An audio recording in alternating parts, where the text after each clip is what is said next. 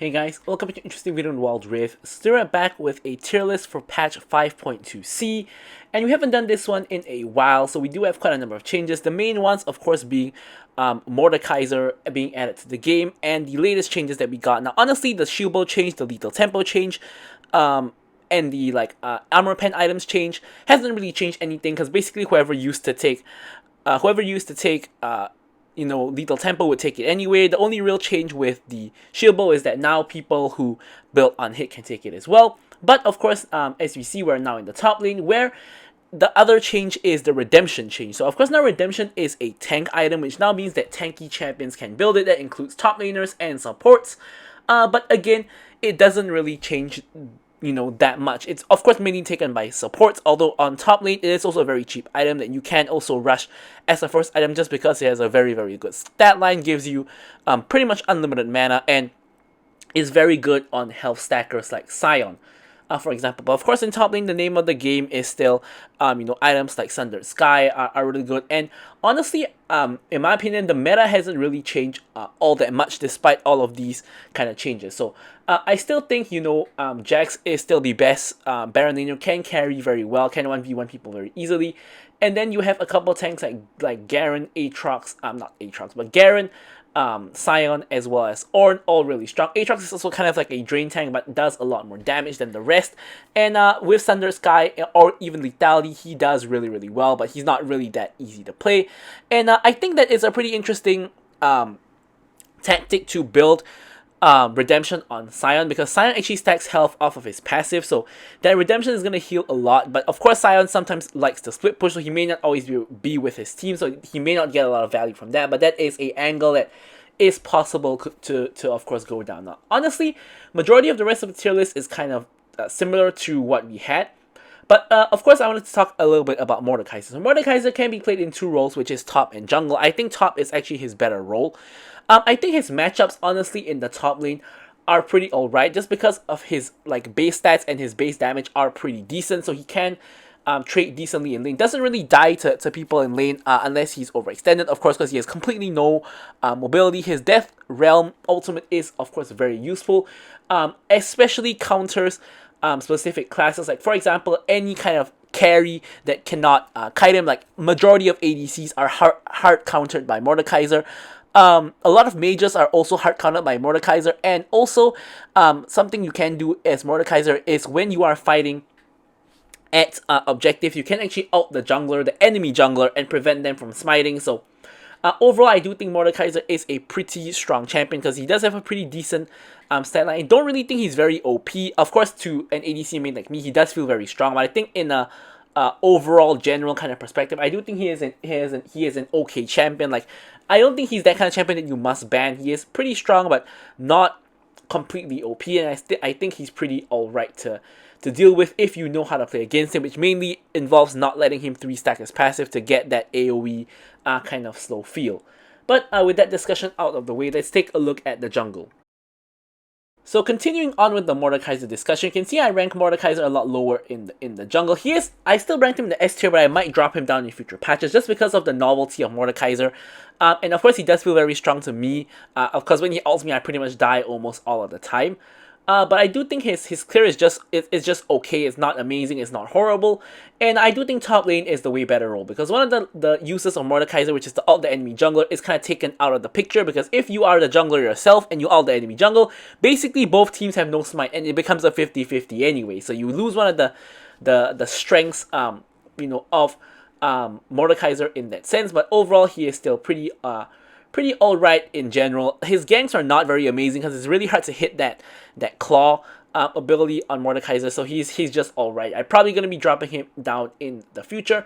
Viego did get a number of nerfs, but overall I still think he's incredibly amazing, because at the end of the day, yes, they did nerf things like his Q damage, and his ult damage, which does affect the first person that you possess. But in reality, a lot of the fight is not Viego himself that's bursting the person down. It's a lot of time his team that is helping him burst the person down as well. And when he possesses someone, like, all of those nerfs don't really matter anymore. Of course his ult nerf does matter, because when you ult the next target, like with the crit nerfs and all that. But overall, I still think it's really hard to nerf Viego, just based off the fact that a lot of his stats come from the person he possesses, and the items comes from the person he possesses, which basically means that no matter how much you nerf Viego, if Viego takes over someone who's fed or whatnot, the health gain that he gets is always going to be good. The on-target ability he gets is always going to be good as well.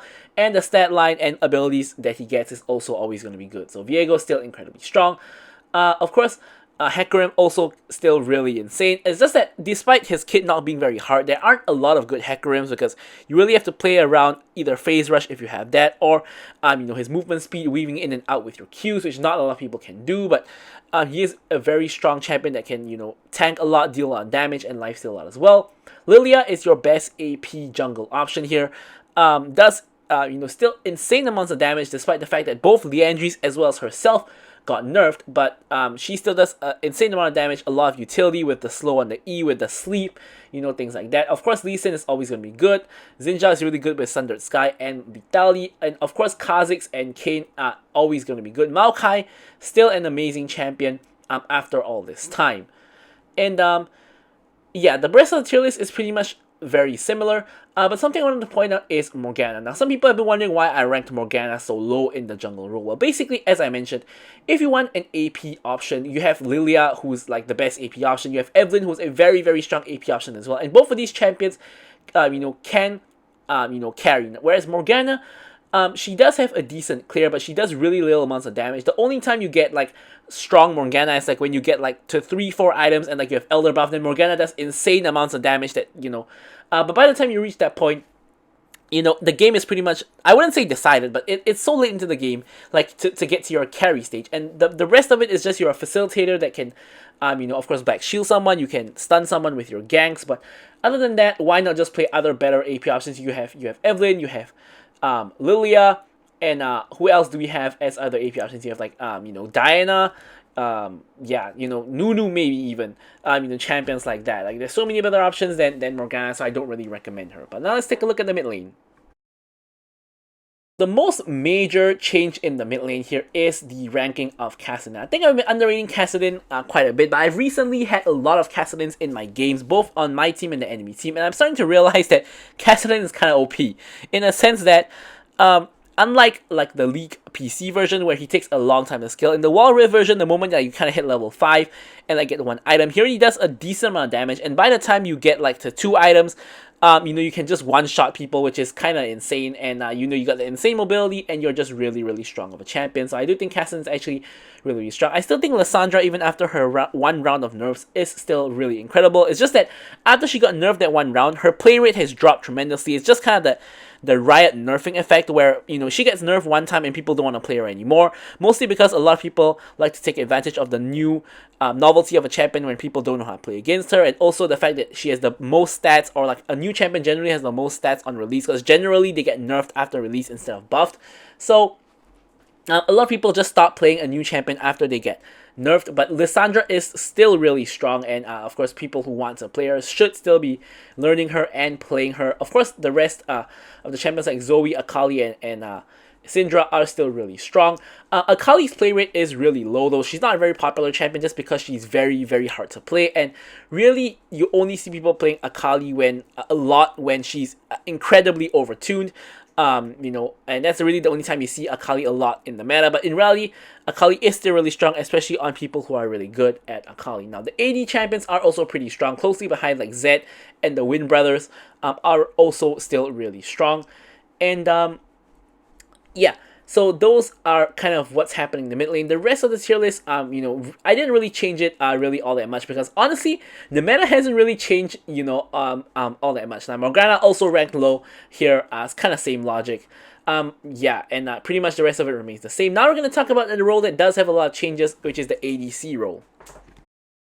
Now, honestly, not a lot has changed about the ADC role in terms of the meta, but what has changed a lot is my opinions. So I'm going to kind of gloss over those that I discussed a lot already, because there's no really need to discuss them again. So Varus, we all know, is the best ADC, followed closely by Tristana and Kai'Sa, who I think that within the S plus tier, the S plus tier can be split into like 3 tiers itself. So the top is like Varus himself, followed by Tristana plus Kai'Sa, followed by Xayah plus Ezreal, who are a little bit more situational and do have some weaknesses. And then in the S tier, I still think Kalista is very, very strong. Like, pretty much the strongest, like, level 1 to level 3 laner in the game. But of course, you have to rely on your support. Samira is still really strong as well as Lucian. But the two new additions to the S tier are actually Jhin and Ashe. Now, Jhin, after he got that huge buff in 5.2b, I think he's actually been really, really strong. Like, his damage is really good. Now, Jhin is really only strong when his damage is good, because Jhin, yes, he has utility like with like a slow on his traps, a long range root with his W, as well as a long range ult that slows. But really, Jin's value mainly comes from just his pure damage. So Jhin is really only good when his damage is good, and now his damage is good. But I just really don't think you can really compare Jhin with like the top tier champions like Varus, Tristana, and Kai'Sa, who provide a lot more to the team than what Jhin can. And then we talk about Ashe. So Ashe, over the months and years, have slowly crept up the tier list from trash tier in B, or B is not trash tier, but from like the lowest tier all the way up to the S tier now. Now, I've slowly been moving her up from B to A plus, and now she's in S. Now, why is she in S? Well, her laning phases is actually one of the best in the game. Why? Because she has really long range, only second to Caitlyn, and really good harass just by attacking people from long range and launching her volleys. And if the enemy team makes a single mistake, you can punish them because you apply a slow on them and they cannot run away, so they at least have to blow a summoner spell, or they have to just take a death. And if they miss position, you can also launch your ult at them and, you know, kill them. You can also launch your ult cross map and get picks for yourself and your team. And honestly, I just think Ashe is really strong. The main thing she was lacking last time is damage. Now, of course, her damage still cannot compete with the likes of the S plus tier ADCs, or with like even anyone else on the S tier for that matter. But I think for the amount of utility Ashe has, she has a decent enough kind of damage where I do still think she is really good. Now, Ashe is never going to be ranked highly for her damage, unlike Jhin, who is basically ranked based on his damage. But Ashe's high utility plus the decent amount of damage she has at this stage is actually really good. Now, someone who I feel that has been a little bit overrated is actually not Misfortune. It's actually Caitlyn. Now, I feel that Caitlyn hasn't really been that good. Now, I've been playing a decent amount of Caitlyn, and yes, I've been playing her really aggressively, and I really don't think her damage is really that high compared to what it once was and what it once felt like. So, I've dropped Caitlyn down from S to A plus tier.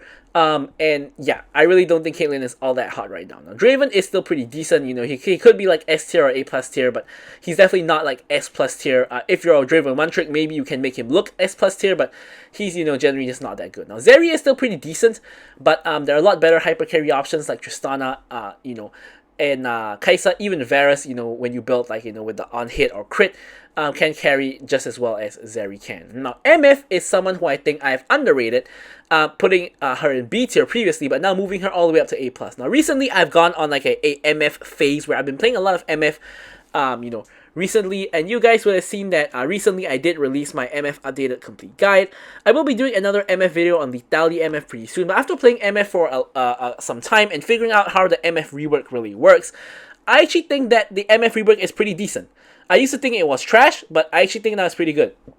Because with full stacking your passive, you can actually compete in terms of damage with a lot of the other ADCs. Now, of course, the only thing is that I think one of the main reasons why she's that good now is because a lot of people kind of underestimate how much damage she does.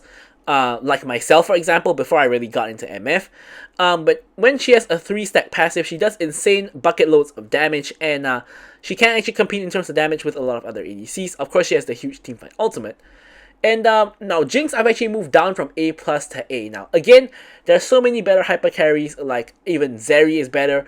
You know, of course, you have like your Varus, Tristana, as well as your Kai'Sa. Now, Jinx, of course, has those pop-off games, but you really need a Yuumi or a Lulu, and she's so support-dependent, unlike a lot of other ADCs, and she's really not that strong. I've played a lot of Jinx recently, and I really don't think she's as good as I once rated her.